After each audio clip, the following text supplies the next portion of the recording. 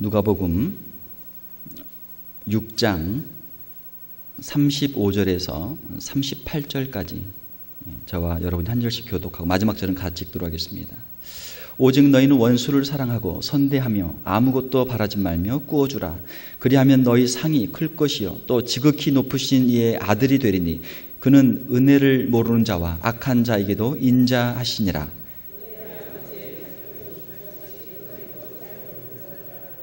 비판하지 말라. 그리하면 너희가 비판을 받지 않을 것이요 정죄하지 말라. 그리하면 너희가 정죄를 받지 않을 것이요 용서하라. 그리하면 너희가 용서를 받을 것이요 주라. 그리하면 너희에게 줄 것이니 곧 후히 되어 누르고 흔들어 넘치도록 하여 너희에게 안겨주리라. 너희가 헤아리는 그 헤아림으로 너희도 헤아림을 도로 받을 것이니라. 아멘. 이 시간 서창훈 목사님 나오셔서 21세기 크리스천이라는 제목으로 말씀 전해 주시겠습니다.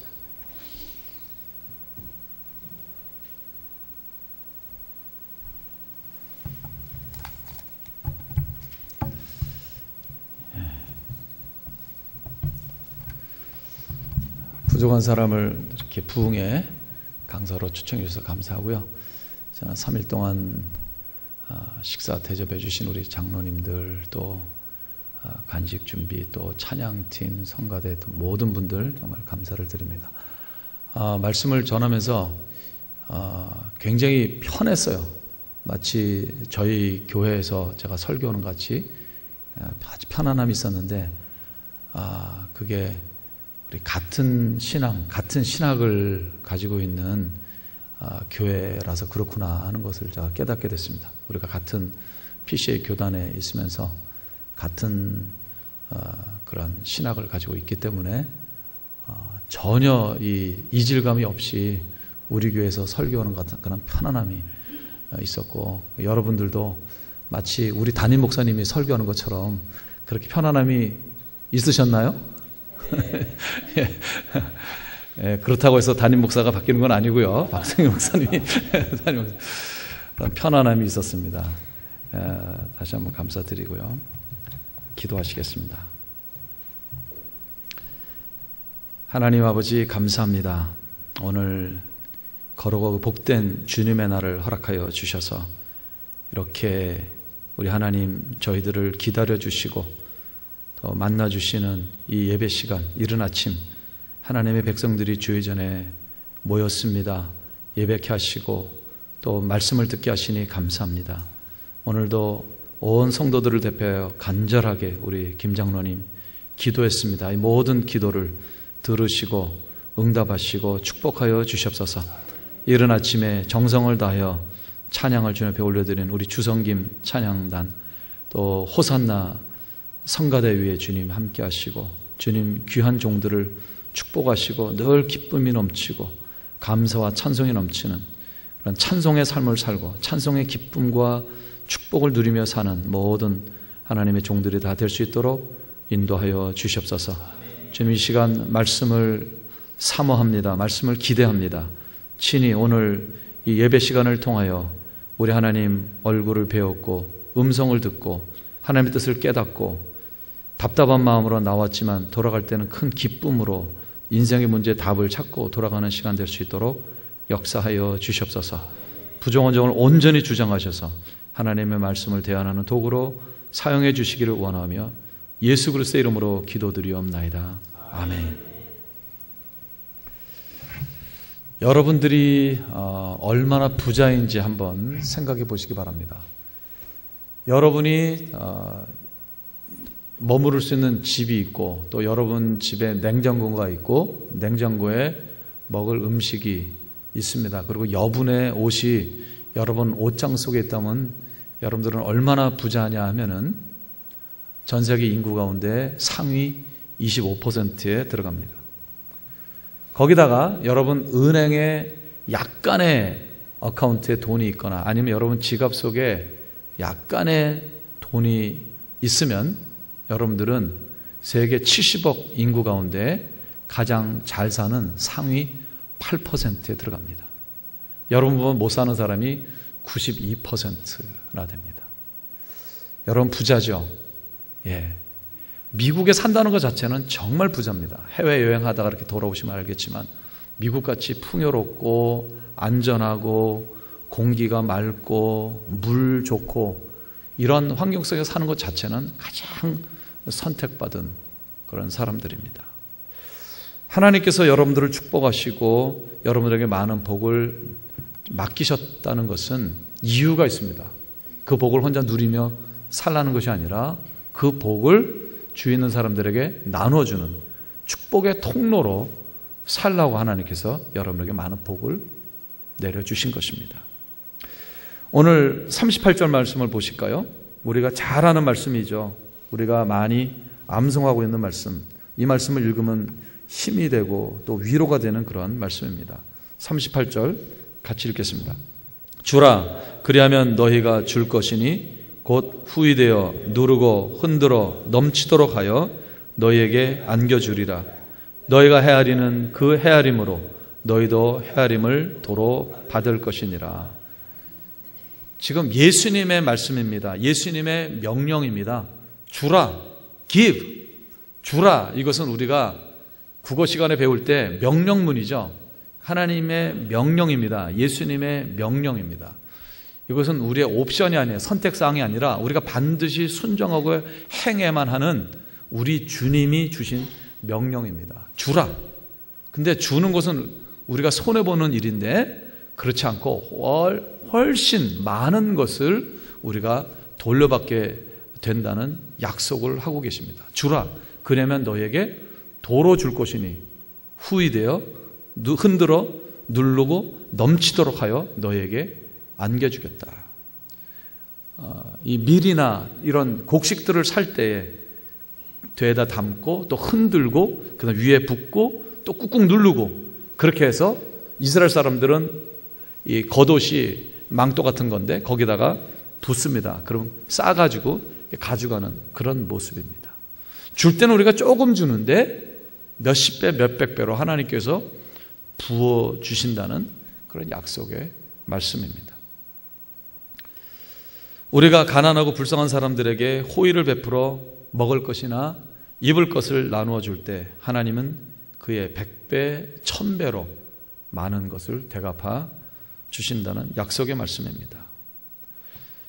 이런 약속의 말씀은 이미 구약 성경에도 여러 번 나오고 있습니다. 잠언 11장 24절 25절에 구제를 좋아하는 자는 풍족하여질 것이요 남을 윤택하게 하는 자는 윤택하여 지리라. 잠언 19장 17절에는 이렇게 기록되어 있습니다. 가난한 자를 불쌍히 여기는 자는 여호와께 꾸이는 것이니 그 선행을 갚아주시리라. 우리가 주위에 있는 불쌍한 사람에게 먹을 것을 나눠주고 입을 것을 나눠줄 때 그것을 우리 하나님께서는 내가 꾸임을 당했다고 내가 빌린 것으로 간주하시고 그 가난한 사람이 갚는 것이 아니라 하나님께서 대신 갚아주시겠다는 말씀입니다. 신명기 15장은 좀 더 강하게 더 분명하게 우리에게 말씀하십니다. 내 하나님 여호와께서 내게 주신 땅 어느 성읍에서든지 가난한 형제가 너와 함께 거주하거든 그 가난한 형제에게 내 마음을 완악하게 하지 말며 내 손을 움켜쥐지 말고 반드시 내 손을 그에게 펴서 그에게 필요한 대로 쓸 것을 넉넉히 구워주라. 너는 반드시 그에게 줄 것이요 줄 때에는 아끼는 마음을 품지 말 것이니라. 이로 말미암아 내 하나님 여호와께서 내가 하는 모든 일과 내 손이 닿는 모든 일에 내게 복을 주시리라. 우리 주위에는 늘 가난하고 불쌍한 사람이 있습니다. 공부하고 싶은데 학비가 없어서 공부 못하는 학생들이 있습니다. 병원에 가야 하는데 병원에서 치료했는데 치료비가 없어서 고통당하는 사람이 있습니다. 당장 내일 먹을 것이 없어서 또 이달에 페이먼트를 해야 되는데 페이먼트를 낼 수 없어서 고통당하는 이웃들이 우리 주위에는 항상 있습니다. 그러나 우리가 기억할 것은 이런 사람들에게 돕는 것은 그냥 우리의 돈이 없어지는 것이 아니라 하나님께 꾸어지는 것이고 하나님 나라에 투자하는 것이 되어서 몇십 배, 몇백 배의 투자 수익으로 돌아온다는 것입니다. 하나님은 신명기 15장 그 마지막 부분에서 이렇게 약속하시죠.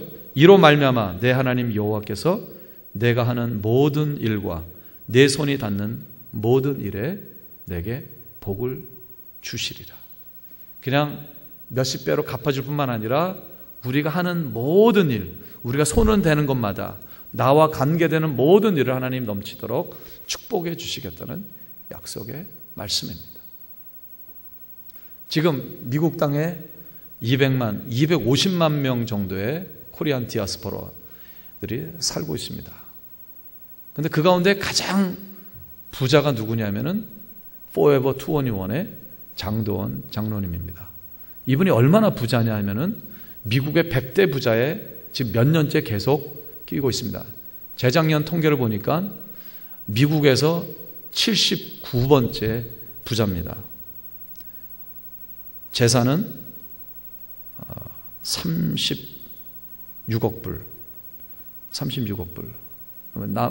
남의 돈이라고 여러분들 전혀 감동도 없고, 뭐 이 돈이 얼마나 큰 돈인가 여러분들이 부러워하지도 않고 그러시는 것 같은데 좀 많은 돈이죠. 38억 불이면. 그죠? 아니에요? 감각이 없으시군요. 한 10년 전에 그 빌 게이츠가 전 재산을 기부를 했잖아요. 헌납을 했잖아요. 그가 50세 때는 해인가 그렇게 한 것 같아요. 그러니까 자기가 이제 좀 새로운 삶을 살겠다 해서 전 재산을 기부했잖아요. 그때 프랑스에서 그걸 발표했는데 기자들이 질문했습니다. 아, 그러면 당신 자녀가 셋이 있는데 그럼 자녀들은 어떻게 유산을 안 해주냐? 인생을 시작하면서 큰 돈을 가지고 시작하는 건 결코 바람직하지 않습니다. 그래서 저는 우리 아이들에게 1,000만 불씩만 주었습니다. 그러더라고요. 1,000만 불이 빌 게이츠에서는 껌값입니다, 여러분들. 예. 애들이 큰 돈 가지고 시작하는 게 인생에 결코 바람직하지 않기 때문에 빌 게이츠는 1,000만 불밖에 안 줬습니다. 예. 우리가 평생 모으려고 해도 모을 수 없는 돈인데, 여러분들도 좀 그런 거 굉장히 워싱턴 이 수도에 사시니까 굉장히 수준들이 높으시나요, 보니까. 예. 뭐 이 36억 불 정도 가지고는 전혀 이렇게 감동도 없으시고. 피플지가 선정한 세계에서 가장 영향력 있는 부부의 38위로 선정되었고요. 미국 대통령들이 앞다퉈서 백악관에 초청해서, 물론 이제 정치 자금 이런 것 때문이겠지만 하시는 그런 가장 한국 사람들 가운데는 영향력 있는 사람 중에 한 사람입니다.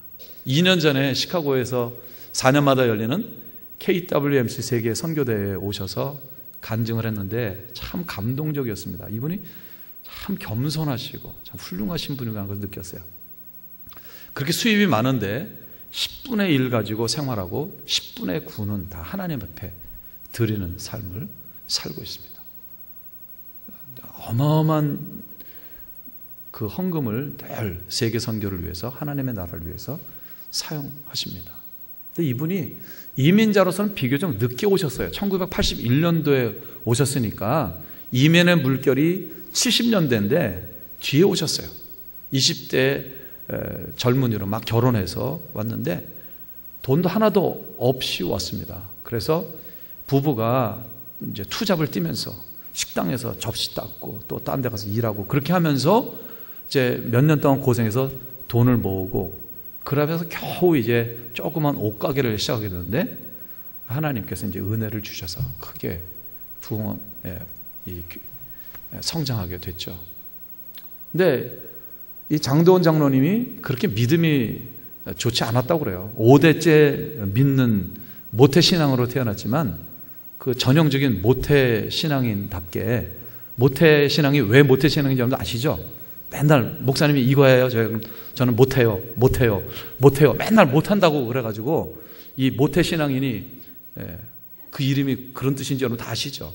이분이 전형적인 그런 모태신앙인이었어요. 그러니까 뺀질뺀질거리고. 그러나 모태신앙인이 뜨거운 건 없지만은 또 그렇다고 믿음이 없는 건 아니어가지고 주일을 꼭 예배는 드리잖아요. 그래서 이분이 주일 예배는 꼭 드렸지만 아무 봉사 안 하고 그랬습니다. 담임 목사님이 저분이 정말 이제 저 은혜를 받고 정말 본어긴 크리스찬으로 살아가야 되는데 하면서 매번 그 교회가 선교하는 교회인데 단기 선교를 가져가는데 이리 빼고 저리 빼고 가다가 약속을 해서 한번 가게 됐어요. 중국의 조선족 교회 단기 선교를 갔는데 일주일 동안 아이들과 같이 놀아주고 함께 시간 보내고 이제 떠나는 날인데 이 아이들이 차를 붙잡고 차에 매달리고 차 앞에 서가지고 가지 말라고 그래가지고 그 함께 갔던 단기 선교 팀원들이 모두 엉엉 울었대요. 그래서 할 수 없이 우리가 내년에 또 오겠다 약속하니까 겨우 아이들이 차에서 떨어져서 그러고 왔는데 비행기 타고 오면서 그 안에서 그렇게 울었다는 거예요. 그래서 이분이 하나님 감동을 주신 거죠. 결심한 거예요. 나는 이제 평생 선교하면서 살겠다. 그때부터 이제 본격적으로 이 장로님이 은혜를 받고 이제 열심히 봉사하고. 근데 동시에 하나님께서 이 사업을 축복하셔서 정말 세계적인 기업이 됐고요. 매년 지금 확장되고 있어요. 매년 이 재산이 늘어나고 있고요. 근데 하나님께서 계속 축복해 주실 수밖에 없는 거죠. 작년에 제가 이런 얘기를 들었어요. LA의 아주 대형 교회, 가장 큰 대형 교회 중에 하나인데 이 교회가 몇 년 전에 건축을 했는데 너무 무리하게 건축을 했어요. 너무 크게 건축을 했는데 그러니까 이 LA 지역에 있는 모든 사람들이, 안 믿는 사람들이 저 교회 언제 무너지나, 언제 저 교회 망하나, 언제 저거 넘어가나, 그러니까 너무 은혜가 안 돼가지고 근데 잠잠해졌어요. 그래서 LA에서 어떤 목사님이 오셔서 물어봤더니 이 장동원 장로님이 몇백만 불을 헌금을 했다는 거예요. 장로님은 다른 교회를 섬기세요. 다른 교회를 섬기는데 주님의 교회가 저렇게 세상 사람들한테 조롱거리가 되고 그렇게 바람직한자한테 해가지고 그냥 조용하게 이 장로님이 그 교회에 그 어려움을 이렇게 해결하라고 그래서 숨을 돌리고 그 교회가 지금 이제 잘 되고 있습니다. 저는 그 얘기를 듣고 내가 하나님이라도 내가 이 장동원 장로님 축복하겠다. 여러분 안 그래요? 교회는 다 주님의 교회거든요. 내가 섬기는 교회만 내 교회가 아니라 주님의 교회는 다 하나님의 교회고 내 교회거든요. 이런 마음 가지고 열심히 사업하고 또 하나님께서 맡겨주시는 물질을 힘껏 교회들을 위하여 선교를 위해서 쓰시니까 하나님 이렇게 축복해 주십니다. 오늘 말씀을 보시면 주라 주님께서 명령하십니다. 그리고 이루 말할 수 없는 비교되지 않는 넘치는 복을 우리에게 부어주실 것을 약속하십니다. 그런데 우리가 주위에 있는 불쌍한 사람들, 가난한 사람들을 도와줄 때에 도와주는 그 동기가 중요합니다.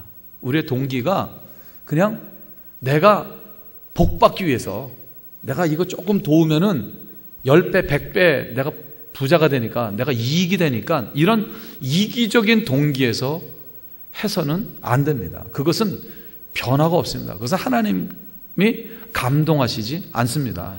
정말 돈 내고 돈 먹기 뭐 이런 것 같은 그런 것은 우리의 순수한 동기에서 나오는 그런 봉사와 헌신이 아니죠.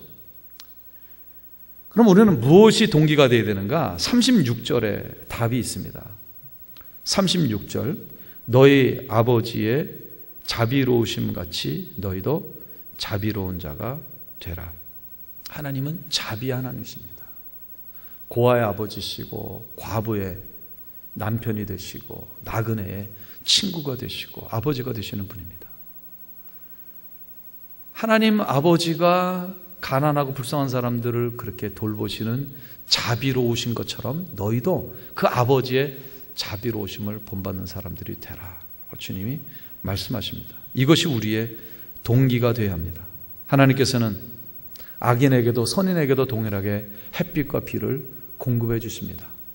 하나님을 인정하지 않고 하나님을 믿지 않고 하나님을 배척하고 하나님을 대적하는 사람들조차도 하나님께서 사랑하시고 은혜를 베푸시는 분입니다. 자비로우신 분이기 때문에 그렇습니다. 하나님께서 우리에게 그 아버지의 자비로우심 같이 너희도 그 자비로움을 가지고 사람들에게 긍휼을 베풀라라고 이야기합니다. 우리 한국교회 이제 한 130년, 140년 역사 되어 가는데 놀라운 것은요, 우리 한국교회는 초창기부터 기라상 같은 믿음의 사람, 반석 같은 믿음의 사람들이 많았습니다. 그 초창기에 1884년에 복음이 들어왔는데 이어서 보면 교회들을 지을 때 자기 전 재산을 바치고 전답을 팔아가지고 하나님 앞에 바치고 하는 그런 분들의 이야기들이 참 많습니다. 그 가운데 신의주 제2교회 안승선 장로님이라는 분이 계셨는데요. 이분은 사랑이 참 많은 분이었어요.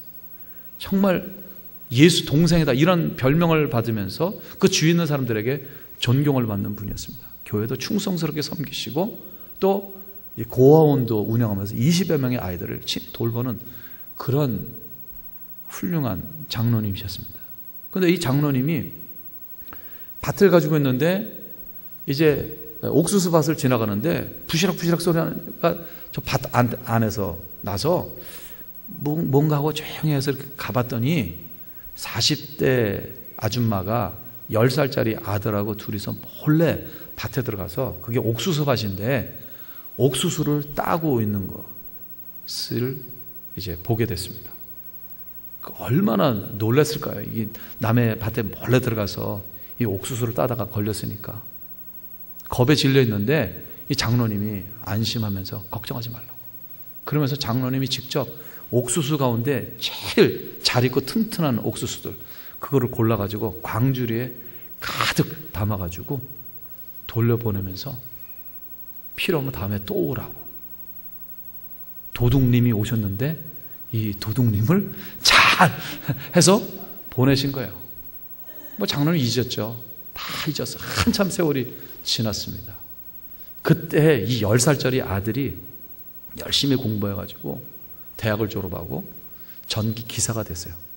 이 당시에 압록강 그 일대 수풍 발전소를 지을 때 전기 기사로서 이 자재 구입 담당 직원으로 있었습니다.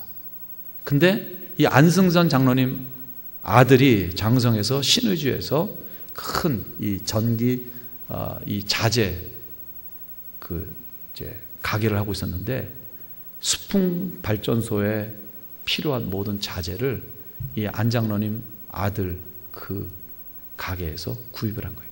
그래서 이 아들 비즈니스가 아주 잘 됐죠. 그러니까 이 10살짜리 아이가 그때 감동을 받은 거죠. 나도 커서 이런 장로님 같은 사람이 되겠다. 그리고 보답해야겠다는 마음을 든 거죠. 그 옥수수가 얼마 됐을까요? 장로님이 잊으셨어요. 근데 몇십 년 뒤에 몇백 배, 몇천 배의 그 비교될 수 없는 양으로 하나님께서 그 아들 때에 갚아주시는 모습. 하나님의 말씀은 하나도 틀림이 없습니다. 4년 전에 제가 살고 있는 시카고 서버브에 저희 집에서 한 40-50분 정도 떨어진 곳인데 거기에 살던 그레이스라는 할머니, 그레이스 그로노라는 할머니가 100세 장수하셨죠. 100세에 돌아가셨는데 아주 신문에 크게 난 적이 있었어요. 이분이 평생 독신으로 결혼을 안 하고 평생 독신으로 사신 분인데 돌아가시면서 유산으로 자기 모교인 그 레이크 포레스트 칼리지가 있는데 거기에 700만 불을 도네이션을 하셨어요. 근데 뭐 사실은 돈 있는 사람들에게 700만 불은 큰 돈이 아닌데 이 할머니에게는 굉장히 큰 돈이 전 재산이었습니다. 근데 이 그레이스 할머니가 어릴 때 차를 타고 가는데 이제 교통사고가 나가지고 부모님이 한날 돌아가셨어요. 쌍둥이 자매인데 둘이 아주 어린 나이에 고아가 돼버렸어요.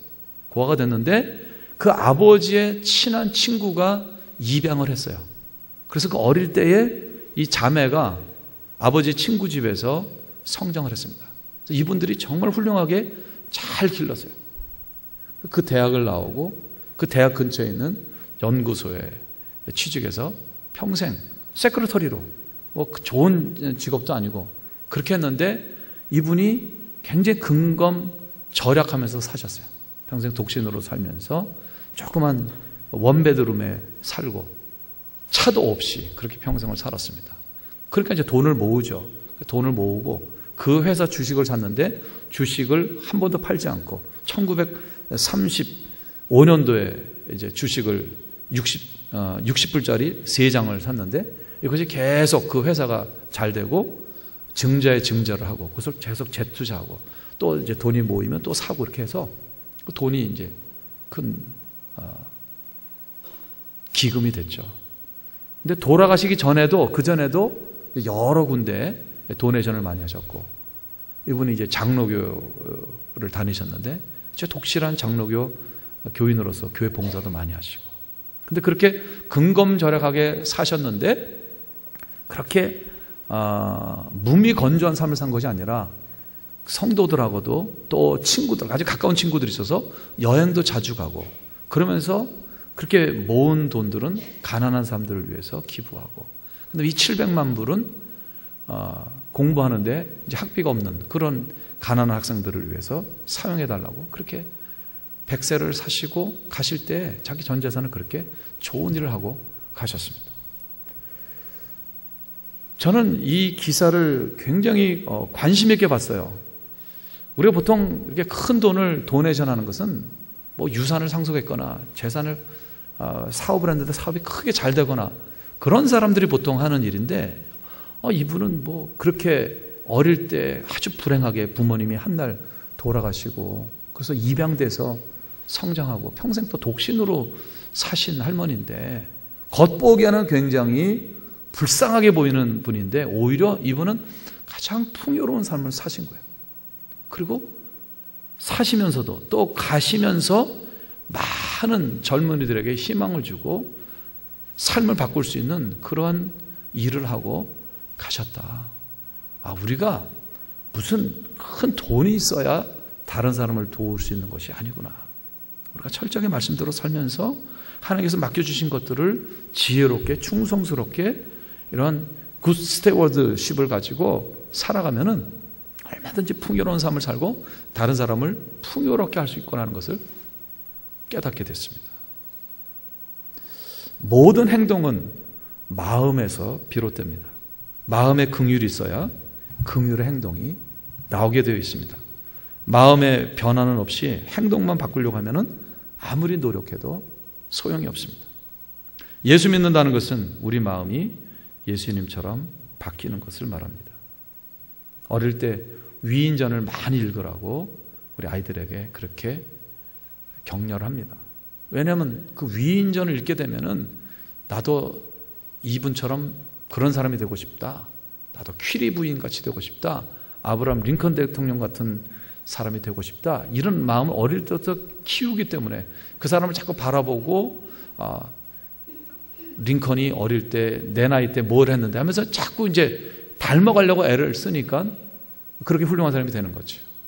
우리가 예수 닮기를 원하잖아요. 우리의 궁극적인 목표, 신앙의 목표는 예수님의 장성한 분량에 이르는 것입니다. 예수님처럼 되는 거예요. 예수님의 인격, 예수님의 성품, 예수님의 살다 가신 것처럼 예수님 같이 되는 거예요. 그래서 계속 예수님을 묵상하죠. 예수님을 묵상하다 보면 우리가 예수님처럼 변해가는 거죠. 근데 제일 중요한 것은 뭐냐면 먼저 마음이죠. 너희 안에 이 마음을 품으라. 곧 그리스도 예수의 마음이니 그리스도 예수의 마음을 품을 때에 우리 행동에서 그리스도의 모습들이 나오게 되는 거죠. 이 주는 것도 마찬가지입니다. 다른 사람을 불쌍히 여기고 다른 사람에게 베푸는 것 역시 먼저 무엇이 선행되어야 하냐면 우리 마음이 변화되어야 되는 거예요. 우리 마음의 자비와 긍휼이 풍성해질 때 그렇게 됩니다. 우리는 살면서 가까이 지내는 사람들, 특히 교회 안에 성도들로부터 상처를 받을 때가 많습니다. 상대방이 말이나 행동으로 나의 마음을 허탈 때 우리는 늘 둘 중 하나를 선택하게 됩니다. 나의 모든 에너지를 동원해서 저 왼수한테 원수 갚는 데 사용할 것인가 아니면은 용서할 것인가 예수님의 마음으로 용서할 것인가 둘 중 하나를 우리가 갈등하면서 선택하게 됩니다. 우리의 본능은 언제든지 복수를 선택하라고 충동합니다.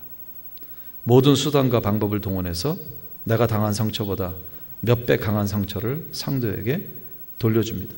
당신의 기분이 시원하고 후련할지 모르지만 그 사람과의 좋았던 관계는 절대 회복되지 않습니다. 이렇게 복수까지는 안 하지만 속으로 너는 앞으로 국물도 없다. 내가 너와 상종하면 내가 성을 갈아버린다 하면서 겉으로는 웃지만은 속으로는 마음을 꼭 닫고 전혀 마음을 주지 않고 교제하지 않는 이런 모습들이 우리 안에 있습니다. 이것도 일종의 복수에 해당되는 거죠. 예수님이라면 이런 상황에 어떻게 하십니까? 예수님은 긍휼을 베푸십니다. 원수를 70번씩 7번이라도 용서해 주십니다. 우리는 이런 상황에서 복수의 본능을 누르고 하나님께 기도해야 합니다. 긍휼을 선택하는 힘을 달라고 기도해야 합니다. 복수에 사용할 모든 정력과 에너지를 본능을 억제하는 데 사용하고 화해하는 데 사용해야 합니다. 그게 바로 35절 말씀이죠. 오직 너희는 원수를 사랑하고 선대하며 아무것도 바라지 말고 꾸어주라.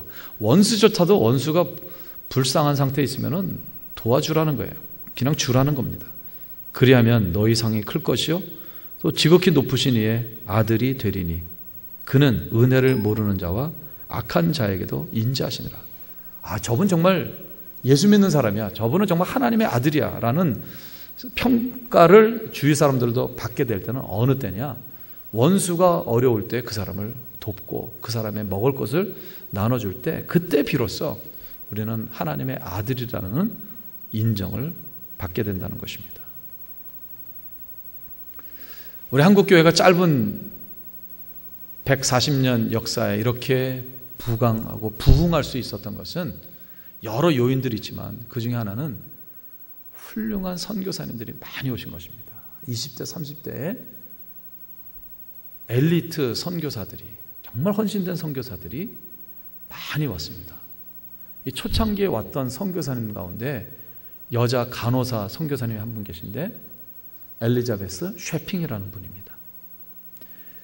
이분은 평생 한복을 입고 된장국을 먹으며 사셨고 이름까지 한국식 이름으로 바꿨습니다. 엘리자베스 쉐핑인데 서서평이라는 이름으로, 그래서 우리 달성서 씨 집안에 들어오시게 됐습니다. 예.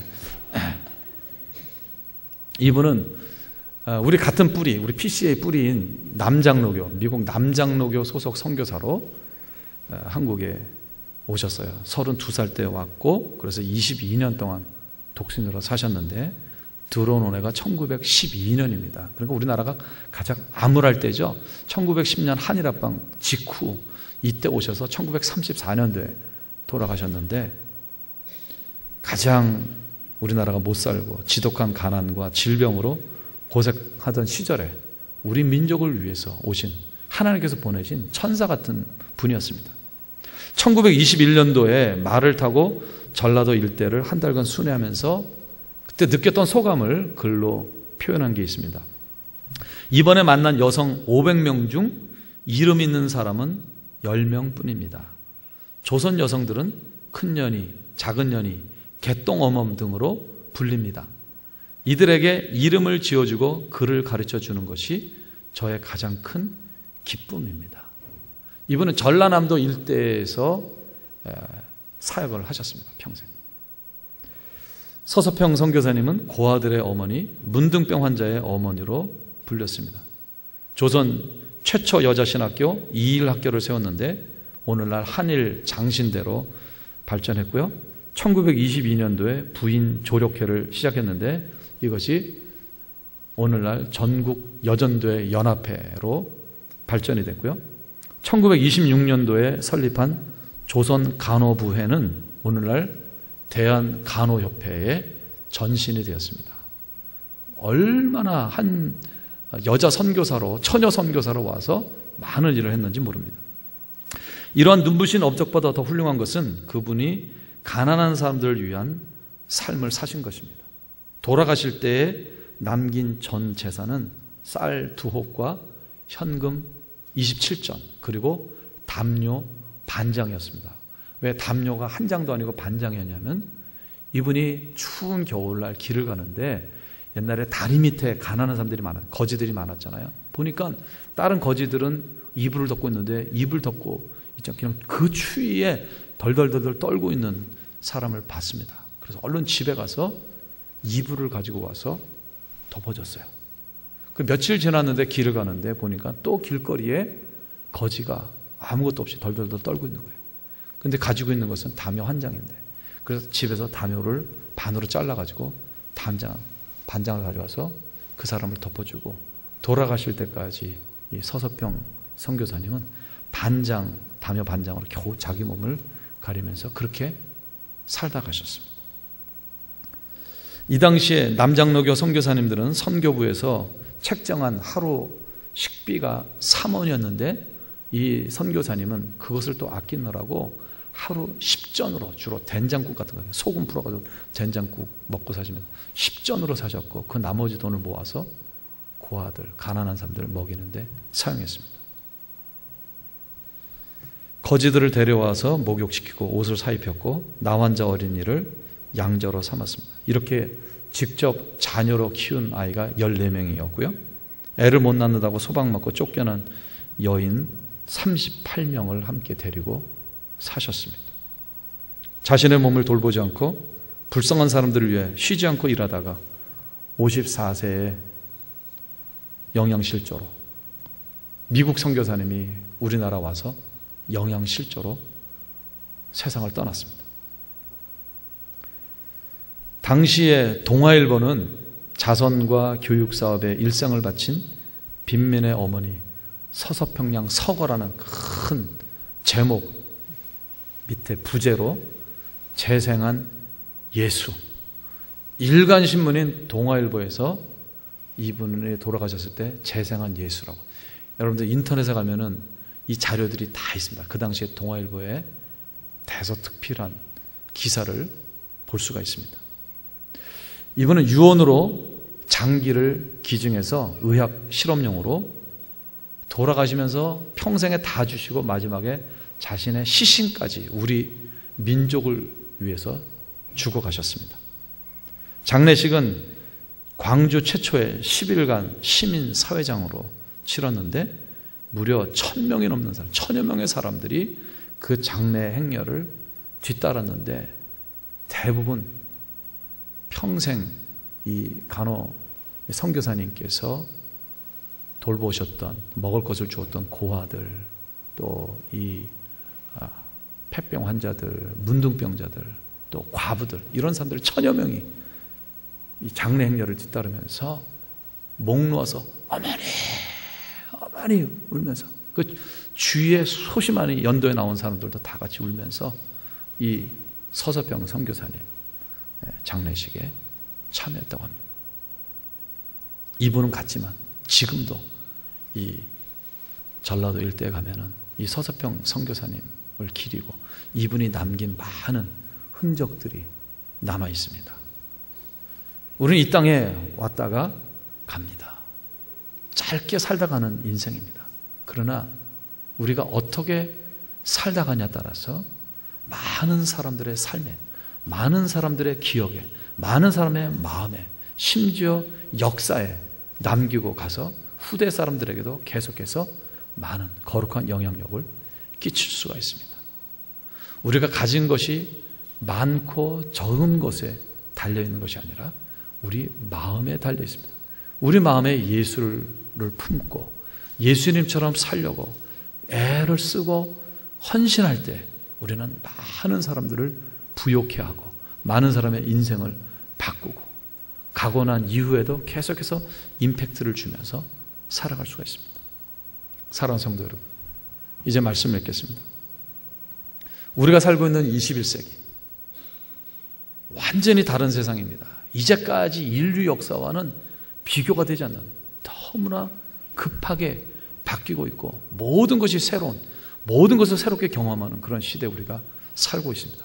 거기에 수명도 지금 늘어나서 100세 시대가 되었습니다.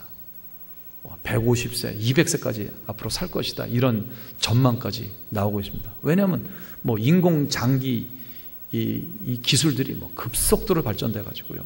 이제는 심장이 좀 시원찮다 그러면은 가서 심장 갈아 끼고, 그 다음에 폐가 이상했다면 폐 갈아 끼고, 이래 가지고 자동차 이렇게 갈아 끼듯이 우리도 그렇게 하면서 150년, 200년 살 수 있는 그 시대가. 그래서 지금 의학 보고서들을 보면은 지금 태어나는 아이들은 150년, 200년을 산다. 그렇게 얘기하고 있습니다.